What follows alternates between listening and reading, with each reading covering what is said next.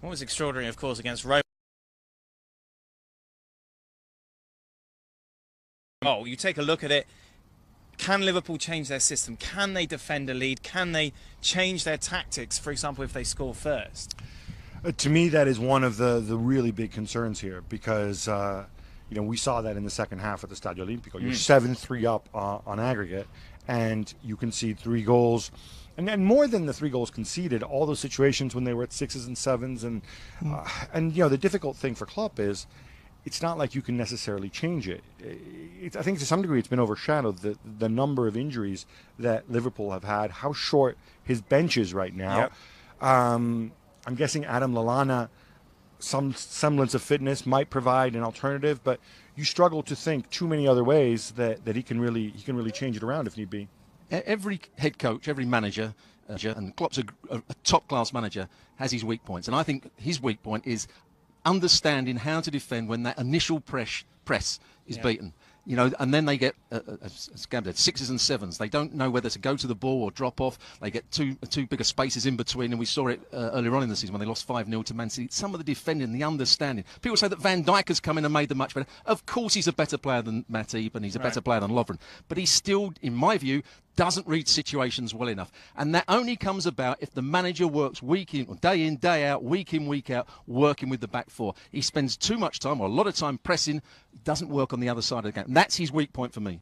Everybody seems to think that this is going to be a high-scoring game. Yeah.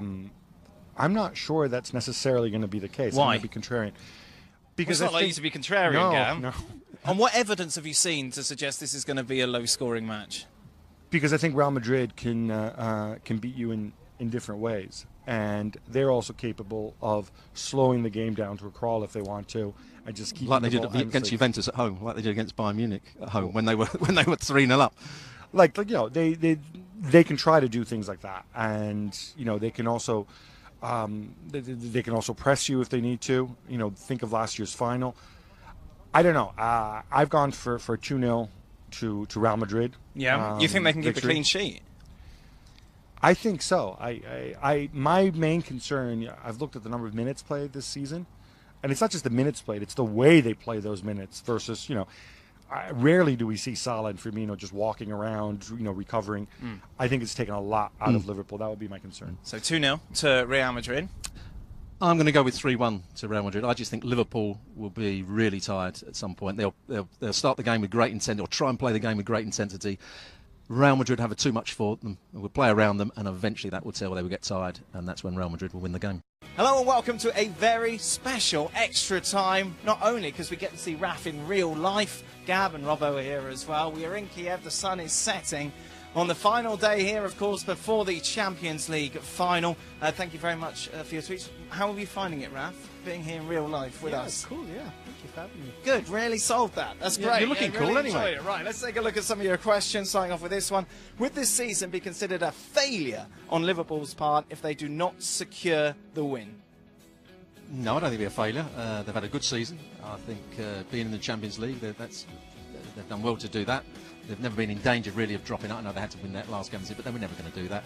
I think their style of football has been good this year. They've had some magnificent performances. They've beaten the only team to beat Man City on a couple of occasions earlier on. And I think they've done brilliantly to get this far in the Champions League. So it's a good season, whatever happens tomorrow. How much do you love Klopp, Raf? I mean, I have written a book on him.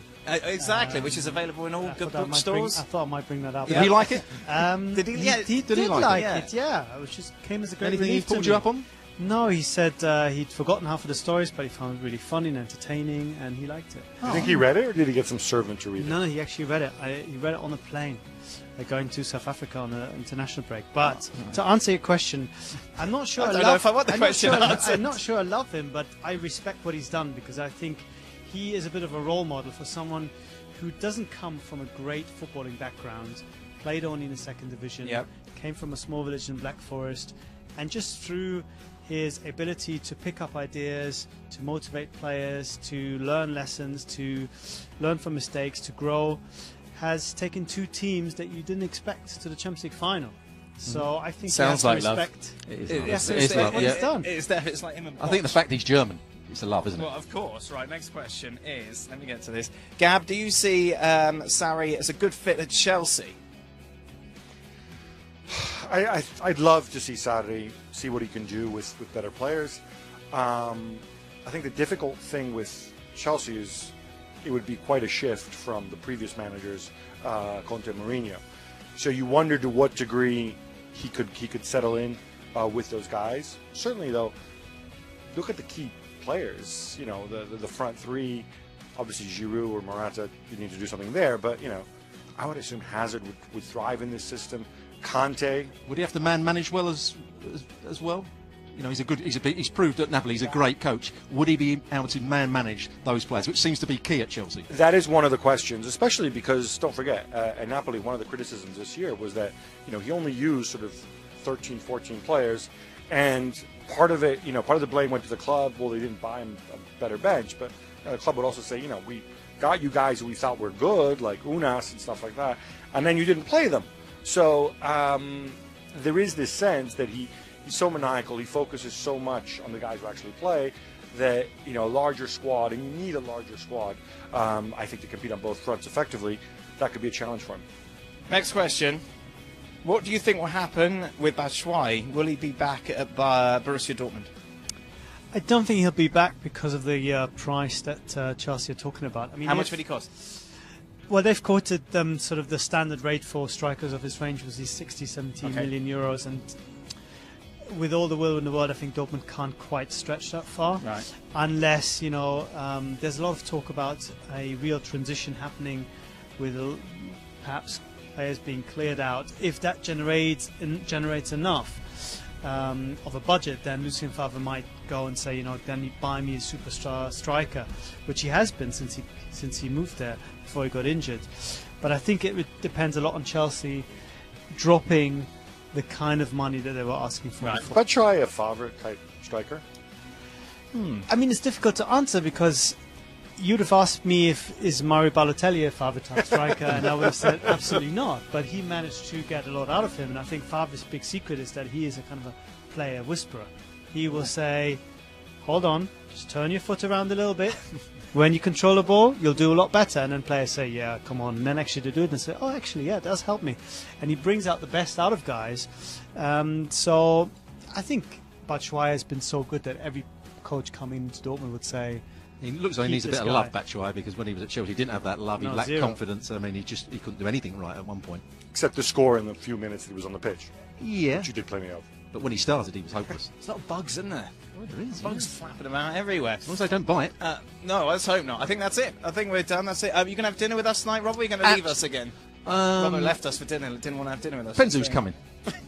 Wanted some time alone. It depends whether Gab's going to hold court again. It's all about Gab. You know what? On the subject of the bites, we just learned from one of our Ukrainian friends here that we'd learned the meaning of klopf in Ukrainian.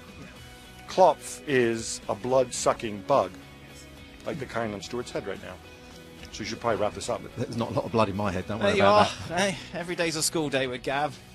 Just a reminder, keep it here on the website as we'll be breaking down everything you need to know ahead of kickoff, during the game, and of course post-match as well.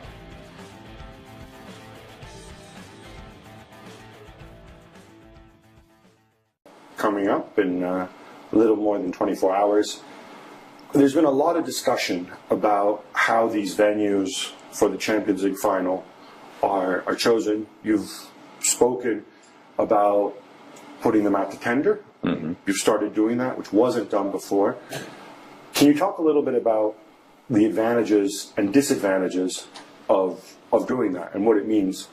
First of all, Kiev was appointed as a host for the Champions League finals one day after my elections. It was the only proposal, so we could just choose the one who was the only candidate.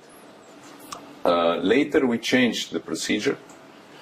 We have a strict bidding procedure, we have conditions, and about pluses and minuses of that, they're all pluses of clear tender procedure. The only minus is that it takes one political tool from the president.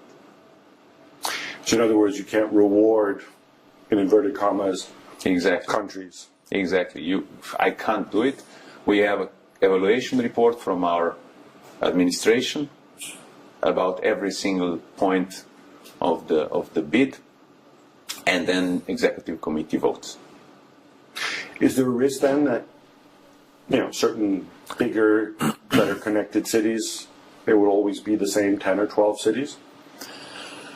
Look, for me, Champions League finals, and not just for me, objectively, it's the biggest single sports event in the world. So it has to be in the places that are capable of hosting it.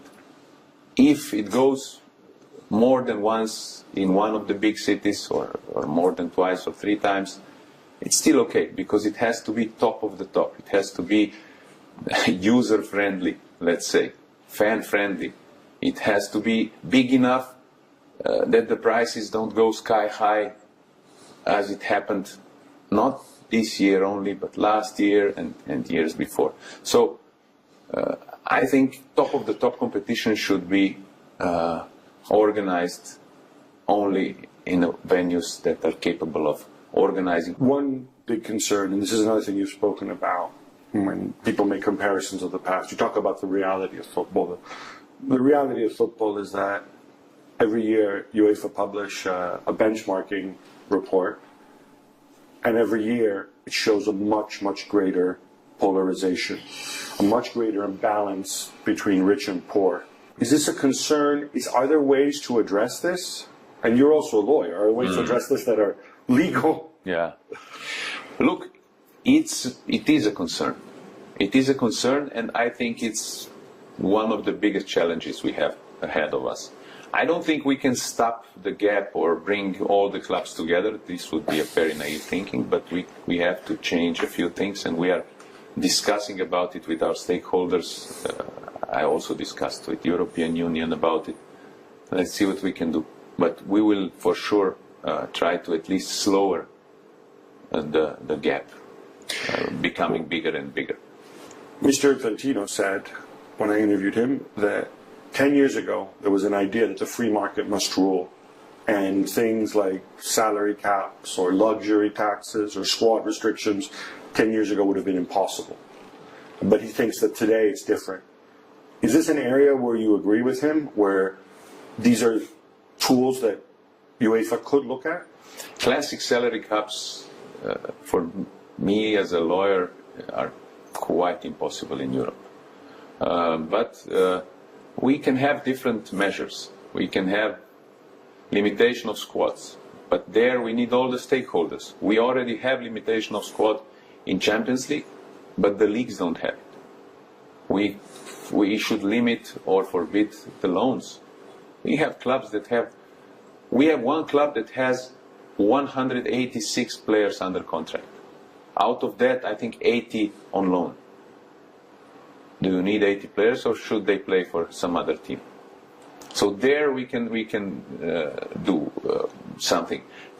There are debates about luxury tax. There we will have. It will be quite challenging to do it. It's not a classical tax. The thing is that if we agree and we started slowly discussing with the stakeholders, whoever spends more, a part of the difference goes to the ones who respect the pyramid, or to youth football or to women's football, the parts that need more investment. When we met last year in August, I think, in Monaco, you spoke about financial fair play. At the time, there was a lot of talk of Milan, of Paris Saint-Germain. Milan has been referred to the adjudicatory chamber, looking at quite a stiff punishment, or possibility of punishment. Paris Saint-Germain is the other one that keeps getting talked about. Obviously, their year, I think, doesn't end until June 30th. And you said, we can't be a tiger without teeth. Mm-hmm. People think I'm not going to apply the rules. They don't know me. I want to ask you about that, and also ask you about, you're the UEFA president, but you're not the club financial control body, investigatory chamber, or the adjudicatory chamber. So what can you do, actually? Look, for me, I completely trust our division that is taken care of. I trust our independent bodies, and we don't divide clubs into big ones and small ones, but the ones who respect the rules and the one who doesn't. And we have a variety of sanctions possible, but of course we will not act populistically and say we will punish because people say you're afraid to punish the big ones. We will not kick out all the big clubs just to show that we are strong. But me personally, I don't decide. But in principle, I don't run away from responsibility, because they decide, but we shape up the politics of European football. So also my statement here is important to say, I trust them, I don't interfere, but I know they're independent and they will do what they have to do by the rules. Do you get pressure from clubs? Do club officials try to call you personally and say, look, can you talk to them, please be kind? Look, I'm surprised. I was at the Football Federation of Slovenia for 5 years, and everybody was asking me, do you have any pressure? Now, again, and I'm very surprised because nobody calls me, nobody pushes me, nobody tries to get